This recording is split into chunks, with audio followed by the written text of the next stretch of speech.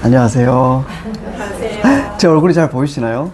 네. 제가 설교는 처음이지만 늘 상상했었습니다. 이 강단에 올라올 때, 강단이 너무 높아서 내 얼굴이 잘 안 보이면 어떡하나 이런 생각을 늘 상상하곤 했었는데, 그래도 잘 보이신다니 다행인 것 같습니다. 저는 소개받은 대로 지금 총신대학교에서 신학을 공부하고 있고, 다임 목사님 밑에서 이제 그 한 책의 사람들에서 같이 성경을 연구하고 있습니다.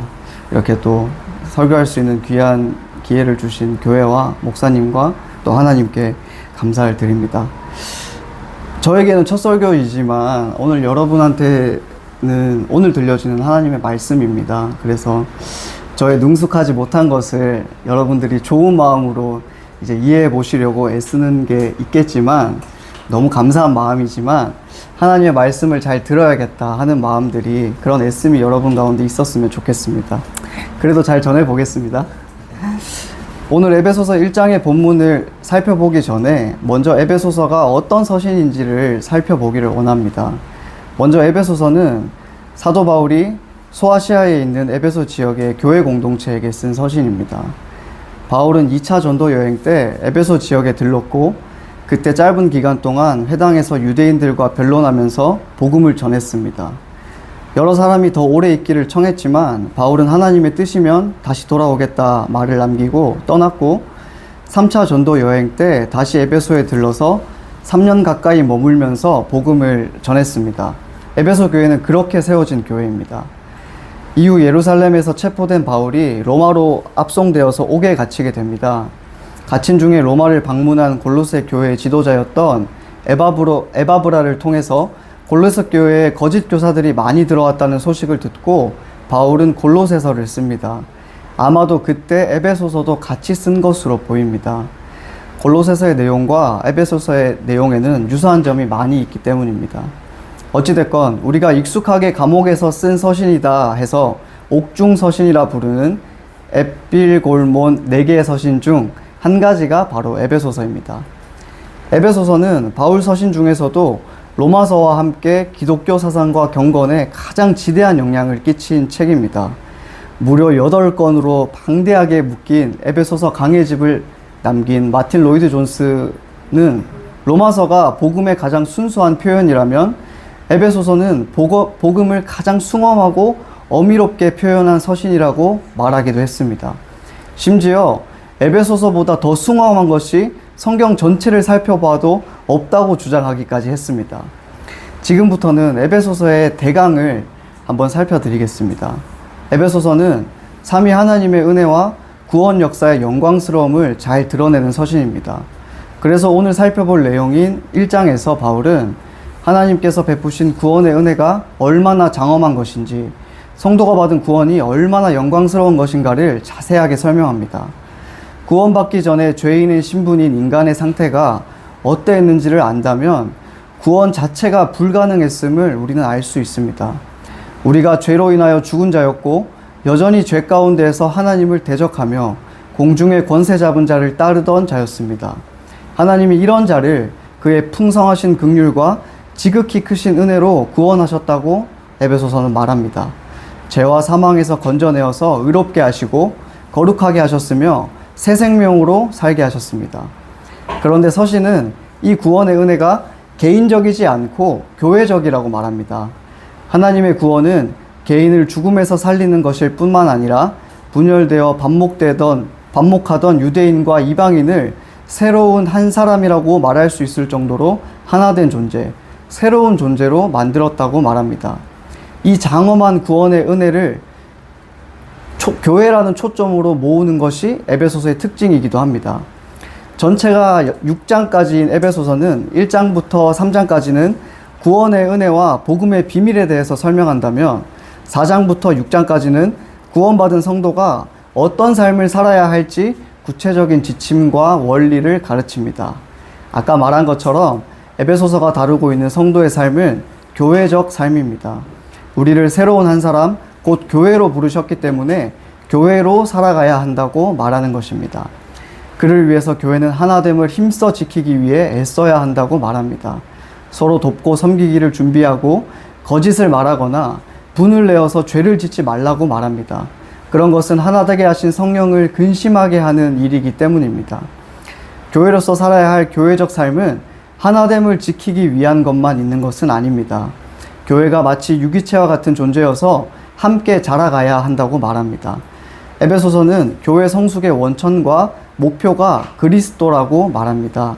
이를 위해서 주님께서 모든 성도에게 교회를 섬길 수 있는 은사를 주셨고 특별히 가르치는 직분자를 주셨습니다. 또한 능력 있게 살아가기 위해서 성령 충만도 구해야 합니다. 성령으로 충만할 때 주를 섬기듯 서로 사랑하고 섬기면서 살아갈 수 있다고 에베소서는 말하고 있습니다. 그렇지만 성도의 삶은 교회 안에서의 삶만 있지 않지 않습니까? 교회 밖에서는 어떻게 살아야 할까 하는 것은 저를 비롯한 모든 성도에게 중대한 문제입니다. 에베소서는 성도가 교회 밖의 삶 가운데에서 어떻게 살아야 할지도 가르쳐 줍니다.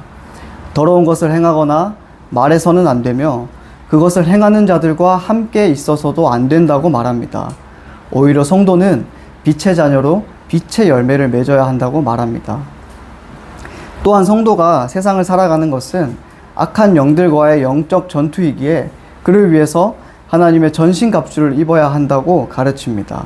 항상 기도하며 은혜를 구하며 살아가는 것이 성도에게 중요한 일이라고 가르칩니다. 이러한 것들이 에베소서의 1장부터 6장까지의 대강입니다. 오늘 우리가 살펴볼 본문인 1장 1절부터 14절까지의 내용입니다. 먼저 1장 1절부터 2절까지 한번 같이 읽겠습니다. 시작. 하나님의 뜻으로 말미암아 그리스도 예수의 사도된 바울은 에베소에 있는 성도들과 그리스도 예수 안에 있는 신실한 자들에게 편지하노니 하나님 우리 아버지와 주 예수 그리스도로부터 은혜와 평강이 너희에게 있을지어다. 아멘. 하나님의 뜻으로 말미암아 그리스도 예수의 사도된 바울이 에베소에 있는 성도들과 그리스도 예수 안에 있는 신실한 자들에게 편지한다고 말합니다. 그 인사의 내용이 2절에 하나님 우리 아버지와 주 예수 그리스도로부터 은혜와 평강이 너희에게 있기를 바란다는 것입니다. 2절의 인사말은 바울 서신에서 바울이 공통적으로 사용하는 인사말입니다. 여기서 은혜를 의미하는 카리스는 헬라인들에게는 일반적인 인사말이고 평화, 평강을 의미하는 에이레네는 유대인들에게는 익숙한 인사말이었을 겁니다. 구약을 자세하게 읽은 경험이 있는 성도분이라면 어딘가 익숙하게 느껴지실 수도 있습니다. 민수기 6장 22절부터 26절까지에 나오는 제사장의 축복 기도문과 내용이 유사하기 때문입니다. 그렇지만 완전히 같은 것은 아닙니다. 바울은 구약의 제사장의 축복 기도문과는 달리 은혜와 평강이 아버지 하나님뿐만 아니라 주 예수 그리스도로부터 기인한다는 것을 분명히 합니다. 하나님의 은혜가 자기 백성들에게 전달되는 궁극적인 통로가 바로 예수 그리스도이시기 때문입니다. 3절로 넘어가기 전에 우리는 바울의 익숙한 이 인사말을 좀 더 살펴보고 갔으면 좋겠습니다. 저는 여러분들이 바울의 서신을 읽을 때 너무도 익숙하게 들리는 이 인사말을 아무렇지 않게 생각하고 지나가지 않으셨으면 좋겠습니다. 왜냐하면 이 인사말에는 기독교 교리의 아주 핵심적인 내용이 담겨 있기 때문입니다. 우리는 바울이 하나님 우리 아버지와 주 예수 그리스도로부터 은혜와 평강이 너희에게 있을 것이다 라고 말할 때 은혜는 무엇이고 평강은 무엇인지를 살펴보고 넘어가야 합니다. 본질적인 의미에서 은혜라고 하는 것은 아무런 공로 없이 호의와 베품을 받는 것을 의미합니다. 이것은 어떤 모양으로든지 그러한 호의를 받을 만한 아무런 자격이 없음에도 주어진 호의를 말합니다. 그렇다면 왜 사도는 에베소 성도들에게 은혜와 평강을 원할까요? 이 질문이 중요합니다. 이 질문이 우리를 기독교 진리의 근본적인 측면으로 안내하기 때문입니다. 사람은 죄와 타락의 결과로 하나님과 분리되었고 평강을 잃어버렸기 때문에 우리를 평강으로 인도하는 은혜가 필요하게 되었습니다. 죄로 인하여 타락하고 하나님과 분리되었다라고 말하면 누군가는 아주 소극적으로 그저 하나님으로부터 사람이 떨어져 나왔다 이렇게만 생각하기도 합니다. 그런데 성경은 죄로 인하여 타락한 인간이 하나님을 대적하여서 싸우는 원수가 되었다고 말합니다. 하나님으로부터 멀리 떠나서 마음으로나 행동으로나 본질상 하나님과는 반대가 되는 존재가 되어버렸습니다. 하나님을 대적하여서 필사적으로 싸우고 하나님을 미워하게 된 것입니다. 이것을 단순하게만 생각해서 죄로 인한 하나님과의 분리를 별게 아니라는 식으로 여기시면 결코 안 됩니다. 사람은 하나님과의 관계뿐만 아니라 사람과 사람 사이에서도 심지어 자기 자신과도 적대감을 갖고 싸우는 존재가 되었습니다. 외적으로든 내적으로든 사람은 분열하고 갈등하는 존재가 되어버린 것입니다. 성경은 사람이 하나님으로부터 지음을 받고 하나님과 평화를 누릴 때만 자기 속에서 평강을 누릴 수 있는 존재로 창조되었다고 말합니다.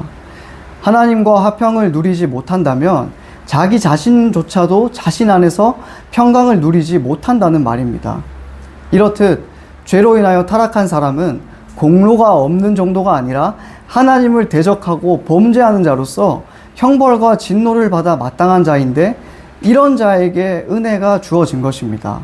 사람이 갖고 있는 모든 죄악들에도 불구하고 하나님께서 호의를 가지고 우리를 구원하시기로 작정하셨다는 것입니다. 이것이 바로 은혜이고, 이 은혜를 경험한 자는 우리의 아버지 되신 하나님과 주 예수 그리스도로부터 평강을 누리게 되는 것입니다. 그리고 그 평강을 경험한 자들은 매일의 삶 속에서 하나님의 은혜를 구하며 경험하며 살아가게 되는 것입니다. 이것이 바울이 에베소 성도들에게 하나님 아버지와 주 예수 그리스도로부터 은혜와 평강이 있기를 구하는 이유입니다. 이제는 3절로 넘어가겠습니다. 3절부터 6절까지의 내용을 한번 읽어주시기를 바랍니다. 시작. 찬송하리로다. 하나님 곧 우리 주 예수 그리스도의 아버지께서 그리스도 안에서 하늘에 속한 모든 신령한 복을 우리에게 주시되 곧 창세전에 그리스도 안에서 우리로 사랑 안에서 그 앞에 거룩하고 흠이 없게 하시려고 그 기쁘신 뜻대로 우리를 예정하사 예수 그리스도로 말미암아 자기의 아들들이 되게 하셨으니, 이는 그가 사랑하시는 자 안에서 우리에게 거저 주시는 바 그의 은혜의 영광을 찬송하게 하려는 것이라. 아멘. 3절의 시작은 찬송하리로다로 시작합니다. 바울은 왜 편지의 시작부터 찬송을 한다고 할까요? 이어지는 바로 다음의 내용 때문에 그렇습니다. 하나님께서 그리스도 안에서 하늘에 속한 모든 신령한 복을 우리에게 주셨기 때문입니다. 그리고 찬송의 목적과 그 복의 내용이 4절부터 14절까지의 내용입니다. 사실 더 엄밀하게 말하자면 3장까지의 삼위 하나님의 구원 경륜과 교회에 대한 전체의 내용이 바울의 찬송의 이유이기도 합니다. 바울은 4절부터 6절까지 성부 하나님의 예정과 택하심을 설명하고 7절부터 12절까지 성자 예수님의 속량, 곧 죄사함을 설명합니다. 그리고 13절부터 14절까지는 성령 하나님의 인치심과 기업의 보증되심에 관하여 설명합니다. 전체 본문을 한번 쭉 읽었기 때문에 눈치가 빠른 성도분들은 아마 발견하셨을 수도 있습니다. 삼위 하나님의 구원을 설명한 후에 그 은혜의 영광을 찬송하기 위함이라는 구조가 반복되고 있습니다. 돌아와서 바울은 찬송하리로다 말하면서 하나님 곧 우리 주 예수 그리스도의 아버지께서 그리스도 안에서 하늘에 속한 모든 신령한 복을 우리에게 주시되 하고 말합니다. 지금 바울은 하늘에 속한 신령한 복을 우리에게 주셨다라고 말하는 것입니다.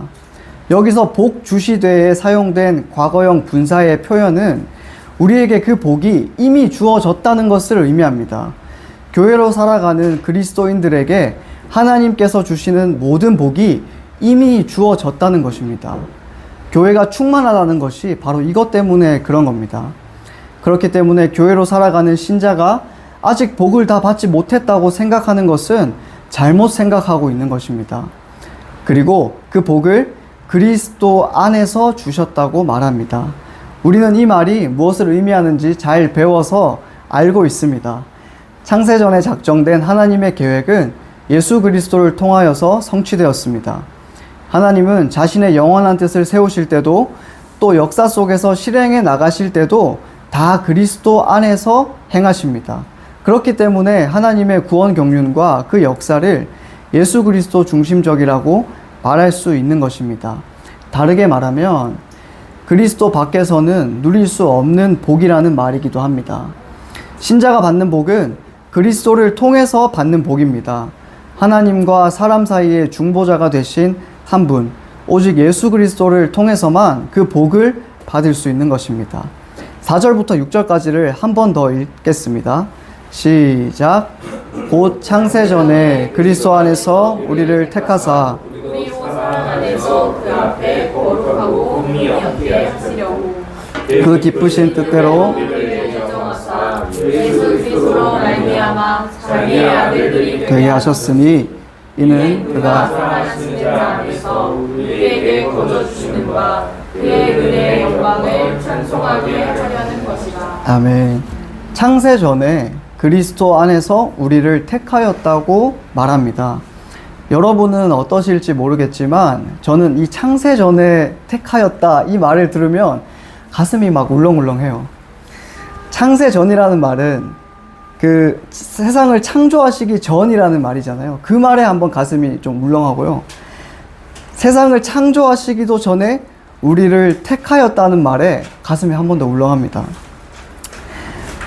어떠십니까, 여러분들은?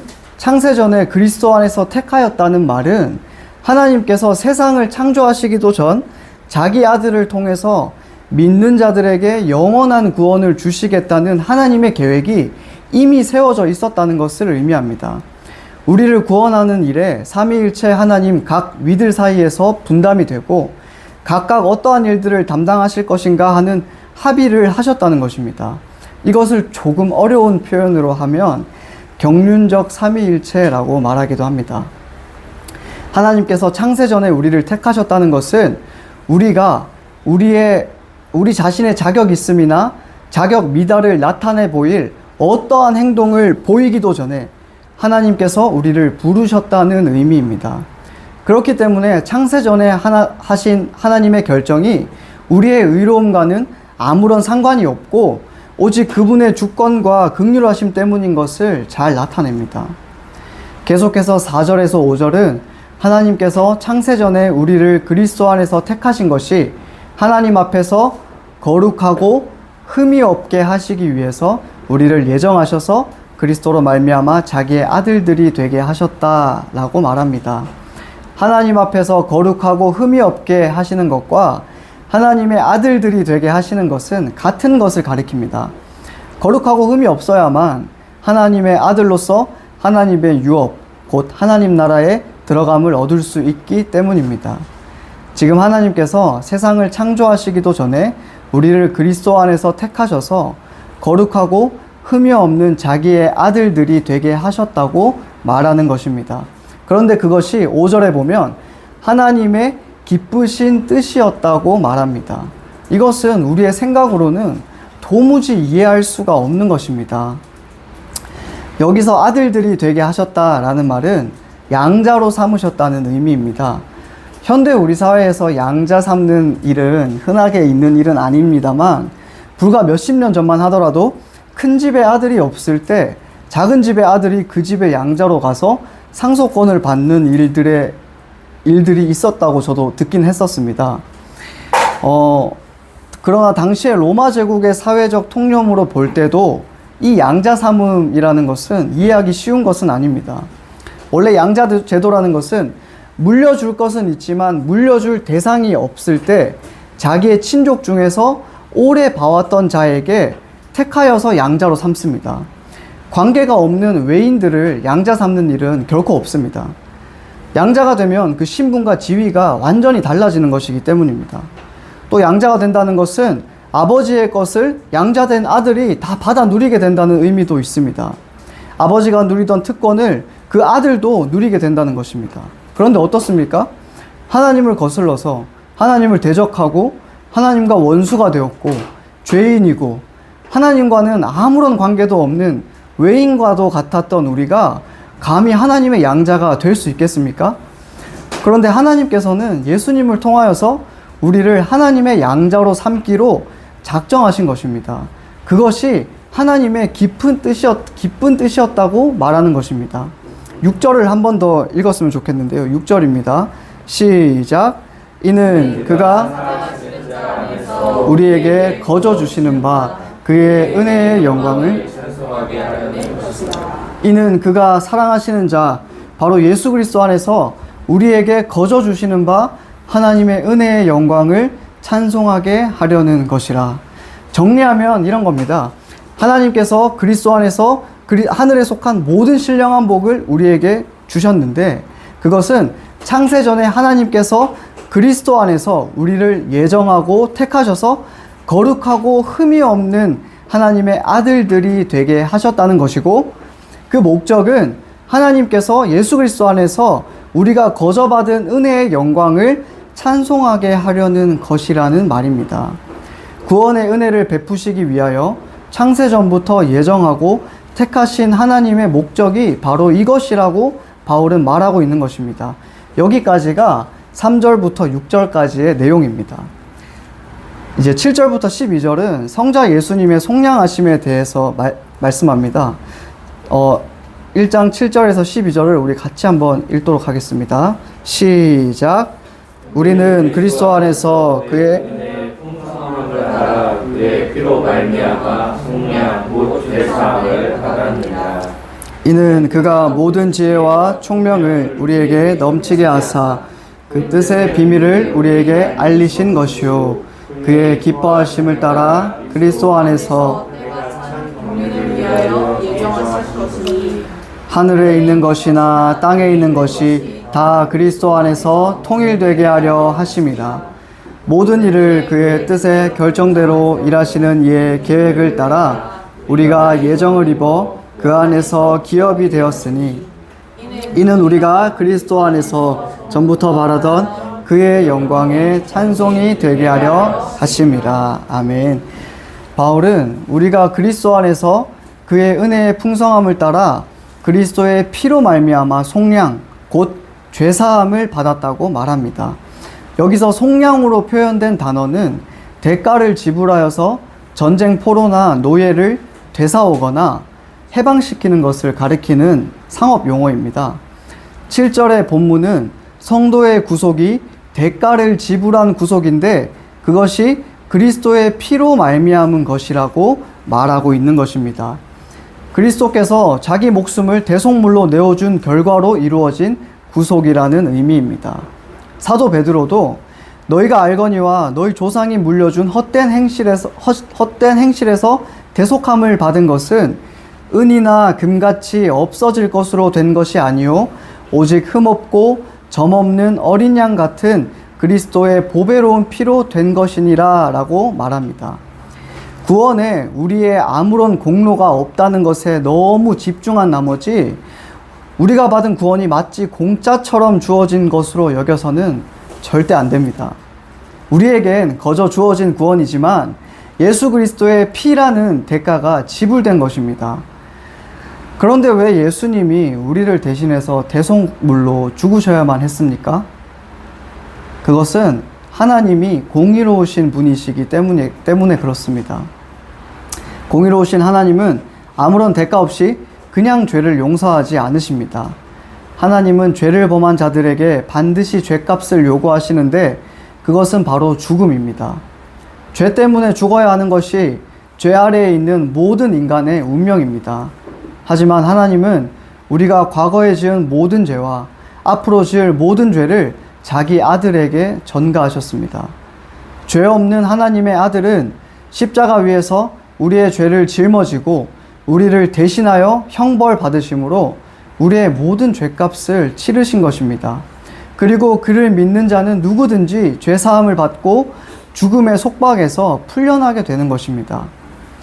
자신이 죄인이라는 것을 알고 그 죄인이 결코 하나님의 심판을 피할 수 없다는 것을 안다면 죄사함을 받는 것이 얼마나 크고 풍성한 은혜인지 알 수 있습니다. 사도 바울도 자신의 다른 서신에서 다윗의 시편을 인용하여서 불법이 사함을 받고 죄가 가리어짐을 받는 사람들은 복이 있고 주께서 그 죄를 인정하지 아니하실 사람은 복이 있도다 하고 노래합니다. 계속해서 8절을 보겠습니다. 성경 한번 보시겠습니까? 8절에서 하나님이 모든 지혜와 총명을 넘치게 하셨다는 것은 9절에 그 뜻의 비밀을 우리에게 알리신 것이라는 말씀과 연결지어서 이해해야 합니다.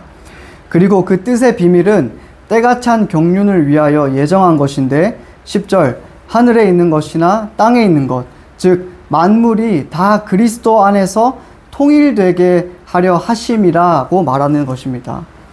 하나님께서 그리스도의 피로 말미암아 우리를 속량하셨습니다. 우리로 모든 지혜와 총명을 넘치게 하셔서 하나님의 뜻의 비밀을 알게 하셨습니다. 그리고 그 비밀은 때가 찬 경륜을 위하여 예정하신 것인데 바로 하늘에 있는 것이나 땅에 있는 것, 즉 만물을 그리스도 안에서 통일되게 하는 것입니다. 그렇다면 여기서 만물을 그리스도 안에서 통일되게 한다는 것은 무엇을 의미하는 것일까요? 로이드 존스 목사님은 자신의 책에서 이 구절이야말로 에베소서에서 실제적인 주요 목적을 이해하는 열쇠다 말하기도 했습니다. 심지어 에베소서가 이 구절의 요점을 설명하기 위해서 기록된 서신이라고까지 말하기도 했습니다. 여기서 만물이 통일된다는 것은 그리스도 안에서 모든 것이 제자리를 찾는 것을 가리킵니다. 하나님이 창조하신 모든 피조세계와 사람이 그리스도의 사역과 주권적 통치 아래서 하나님의 뜻대로 회복되는 것을 의미합니다. 첫사람 아담의 범죄로 인하여 사람뿐만 아니라 피조세계도 타락하고 부패하였습니다. 원래의 조화롭고 아름다웠던 것들과 그 풍성함을 상당 부분 잃어버렸습니다. 그러나 하나님은 창조세계를 포기하지 않으시고 처음부터 예수 그리스도 안에서 이 모든 것을 회복하시기로 계획하셨습니다. 그리고 정하신 때가 되었을 때 구원 역사를 행하시고 그 구원 계획도 밝히 드러내신 것입니다. 하나님의 구원도 그리스도 안에서 성취되었고 그분의 계시도 그리스도 안에서 주어진 것입니다. 혹시 우리가 믿지 않는 자들에게 복음을 전하는 것이 이 만물의 통일과 관련이 있다는 것을 알고 계십니까? 하나님은 그리스도를 통한 속량으로 먼저는 사람을 그리스도 안에서 통일시키시고 자신과 화목하게 하십니다.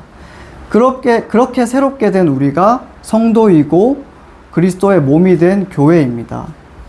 그리스도 안에서 만물을 통일하려는 하나님의 뜻을 이루는 것은 교회의 사명이기도 합니다. 물론 우리 주 예수 그리스도께서 하시는 일입니다. 부활 승천하셔서 하나님 보좌 우편에 앉으신 예수님은 지금도 온 우주 만물이 하나님과 화목하도록 다스리십니다. 교회가 만물을 통일하려는 하나님의 뜻에 동참하는 것은 그분이 교회의 머리이시고 교회는 그분의 몸이기 때문에 그렇습니다. 교회는 그리스도 안에서 하나님의 구원 역사가 성취된 결과입니다. 또한 만물의 통일의 첫 열매이기도 합니다. 대단하지 않습니까? 만물을 통일하시고자 하는 하나님의 뜻이 교회로부터 시작되었다는 의미입니다. 교회를 보면 알 수 있다는 것입니다. 그리고 이 만물의 통일이라는 하나님의 비밀은 11절의 말씀처럼 모든 일을 그의 뜻의 결정대로 일하시는 하나님의 계획을 따른 것입니다. 원래 하나님께서 그 일을 생각하셨다는 것을 또 한 번 강조하는 대목입니다. 하나님께서 그리스도를 통하여 밝히 드러내신 이 만물 통일의 계획은 자신의 결정대로 일하시는 하나님의 계획을 따른 것입니다. 범죄한 사람을 어떻게든 살리시려고 급하게 마련한 하나님의 방법이 아니라는 것입니다. 계속해서 11절은 그 계획을 따라 우리가 예정을 입어 그 안에서 기업이 되었다고 말합니다. 먼저 예정하셨다는 것은 미리 정하셨다는 의미입니다. 세상을 창조하시기도 전에 미끼로 작정된 여러분 한 사람 한 사람을 생각하셨다는 것입니다. 그렇다면 여기서 기업은 무엇입니까? 주식회사는 아니지 않겠습니까? 기업은 유업의 의미로서 상속자가 되었다는 것을 의미합니다. 하나님 나라의 상속자가 된다는 것은 하나님이 다스리시는 하나님 나라에 들어가서 아들이 누릴 하나님의 복락을 상속받게 된 것을 의미합니다. 이미와 아직 사이에서 이 땅에서는 하나님 나라의 복락을 교회로서 충만하게 맛보며 살아가고, 장차 우리 주님이 재림하시면 부활한 자로서 새하늘과 새 땅에 거하면서 영원한 복락 가운데 살아가게 될 것입니다.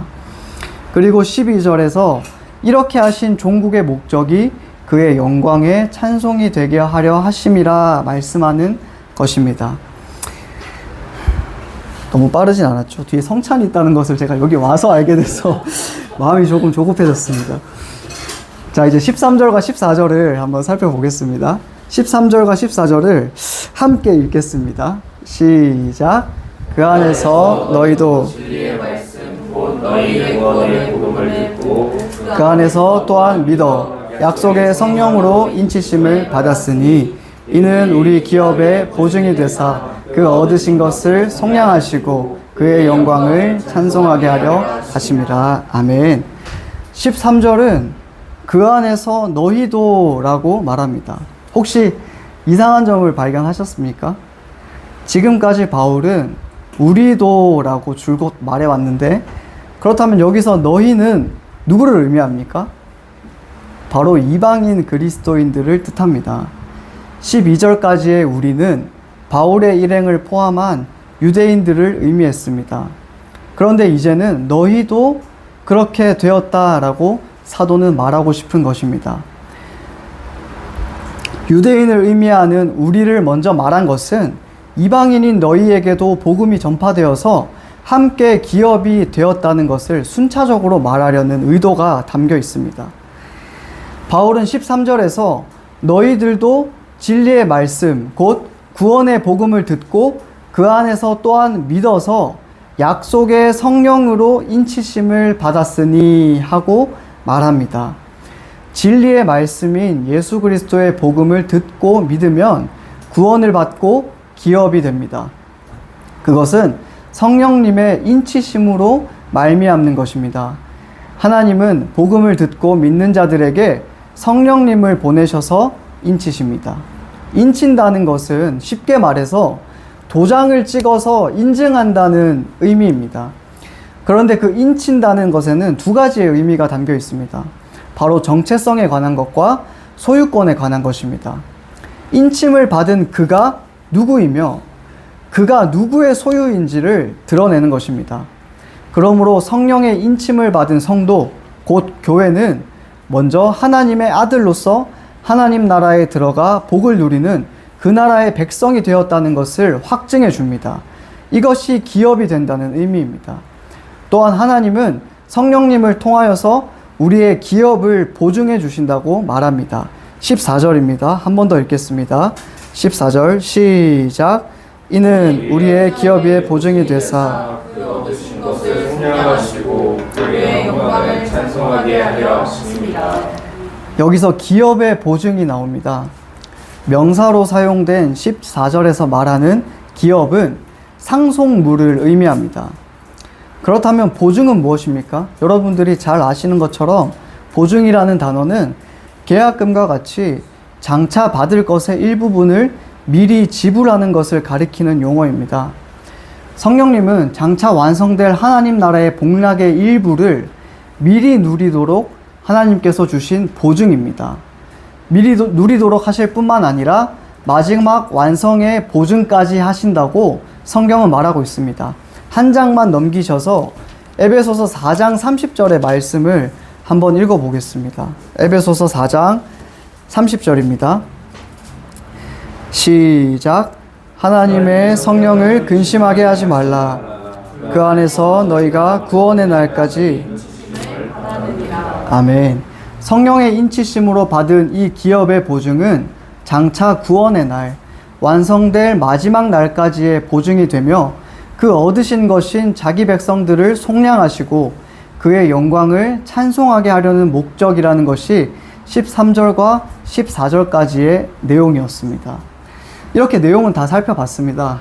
여기서 설교가 끝난다면 여러분 좋으실까요?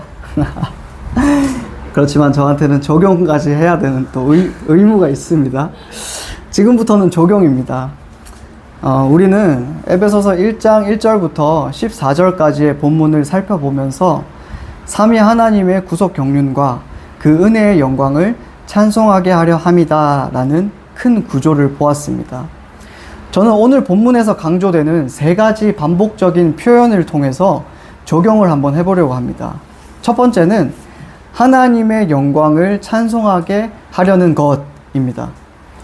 3절에서 하늘에 속한 모든 신령한 복을 우리에게 주셨는데 그 복은 삼위 하나님의 영광스러운 구속인 것을 살펴보았습니다. 그리고 삼위 하나님의 구속의 목적은 하나님의 영광을 찬송하게 하려는 것이었습니다. 바울의 찬양과도 같은 오늘 본문은 그저 우리가 복받은 자임을 알게 하는데 그치지 않습니다. 우리가 사랑을 받고 행복을 누리며 살아가는 것은 삶에서 중요한 부분이긴 하지만 우리 인생의 궁극적인 목적은 아니라는 것입니다. 우리 인생의 궁극적인 목적은 하나님의 은혜의 영광을 찬송하는 것입니다. 구약 성경에서도 하나님께서 새 백성을 창조하신 목적을 이 백성은 내가 나를 위하여 지었나니 나를 찬송하게 하려 함이니라 라고 말씀하셨습니다. 단지 구원의 은혜로 즐거워하게 하시려고 구원하신 것이 아니라는 것입니다. 그렇다고 해서 이 말이 즐거워하지 말라는 말은 하지 말라는 말은 아니겠죠? 거기서 멈추지 말아야 한다는 것입니다. 하나님의 신령한 복을 받아서 누리는 백성은 하나님을 찬양하는 백성입니다. 하나님을 영화롭게 하고 그분을 영원토록 기뻐하는 것이 사람의 첫째 되는 목적임을 이 본문은 분명하게 밝힙니다. 성도 여러분 어떠십니까? 여러분들은 일상 가운데서 얼마나 많은 시간을 하나님께 영광 돌리며 찬양하고 계시는가요? 여기서 말씀드리는 찬양이 꼭 기타를 메고 음가 있는 찬양을 해야 된다는 말은 아닙니다. 물론 그런 찬양도 좋습니다만 하나님께서 우리에게 베풀어 주신 구원을 생각하고 또 묵상하면서 감사하면서 그것으로 기쁘게 살아가는 것도 하나님께 찬양을 드리는 것입니다. 또한 말씀 가운데 받은 은혜를 우리 성도들과 함께 나누고 또 예수 그리스도를 알지 못하는 자들에게 복음을 전하는 일 또한 하나님의 영광을 찬양하는 일이 됩니다. 주 안에서 사랑하는 우리 주의 교회 성도 여러분, 저는 분주하고 바쁜 여러분의 일상 가운데에서 하나님의 영광을 찬양하는 시간들이 많아지시기를 바랍니다. 하나님께서 우리를 구원하신 종국의 목적은 하나님을 영화롭게 하기 위함입니다. 이 사실을 잊지 않으셔서 여러분의 일상이 하나님의 영광을 찬양하는 일상이 되시기를 바랍니다. 두 번째 적용입니다. 그렇다면 우리는 일상 가운데에서 어떻게 하나님의 영광을 찬양할 수 있을까요? 바로 그리스도 안에서입니다. 하나님이 주시는 복이 그리스도 안에서 주어졌습니다. 우리는 하나님의 복을 그리스도 안에서 성령님을 통해 은혜로 값없이 받아 누립니다. 그리스도를 떠나서는 구원도 없고 하늘의 신령한 복도 없는 것입니다. 오직 그리스도만이 하나님께서 정하신 구원자이시기 때문입니다. 창세전부터 하나님은 그리스도 안에서 구원 사역을 작정하셨고 역사 속에서 그 일을 성취하셨습니다. 그렇기 때문에 하늘에 속한 모든 신령한 복을 자기 백성에게 주신 일도 그리스도 안에서 일어났으며 자기 백성을 예정하고 선택하신 일도 그리스도 안에서 일어났습니다. 자기 백성을 속량하시는 일도 그분의 비밀의 뜻을 알리신 것도 그리스도 안에서 일어났습니다. 만물을 통일하는 일도 그리스도 안에서 일어나고 약속의 성령으로 인침을 받는 일과 기업의 보증이 되는 일 또한 그리스도 안에서 일어납니다. 우리는 이 사실을 잘 알 때에 하나님의 영광을 찬송할 수 있습니다. 우리의 마음속 깊은 곳에서부터 하나님을 찬양할 수 있는 것은 이 위대한 구원이 그리스도 안에서 어떻게 이루어졌는가를 잘 알 때에 가능합니다. 그런 의미에서 좋은 목사님을 두신 우리 주의 교회는 정말로 복이 있는 교회입니다. 제가 목사님에게 잘 보이려고 이런 말씀 드리는 게 아닙니다. 제가 이렇게 말씀 안 드려도 목사님 저 예뻐하실 거예요.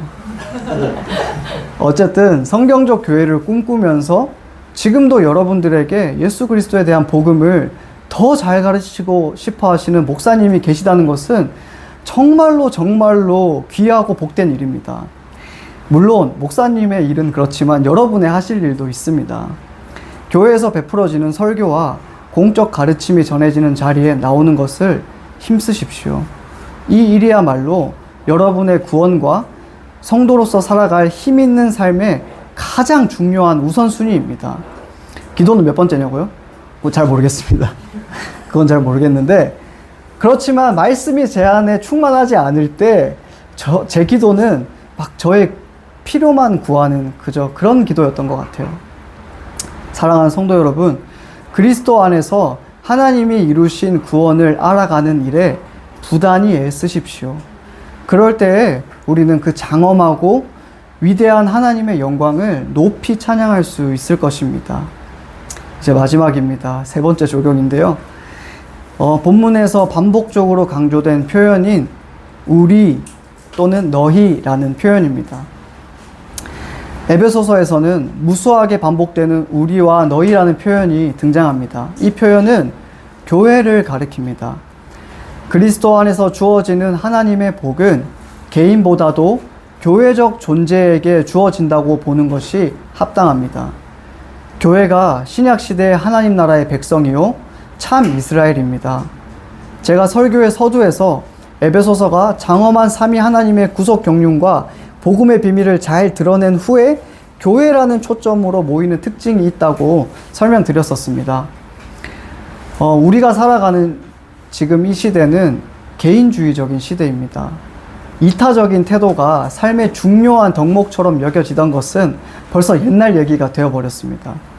자기 자신을 가장 중요하게 여기는 개인주의적인 시대사조가 교회 안으로도 들어와서 교회적 삶이 개인의 구원과는 아무런 관련이 없다고 생각하게 만들었습니다.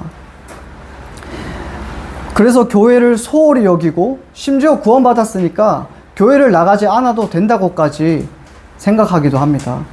그런데 정말로 그렇습니까? 성경이 말하는 구원이 개인의 구원만을 의미합니까? 결코 그렇지 않다는 것입니다.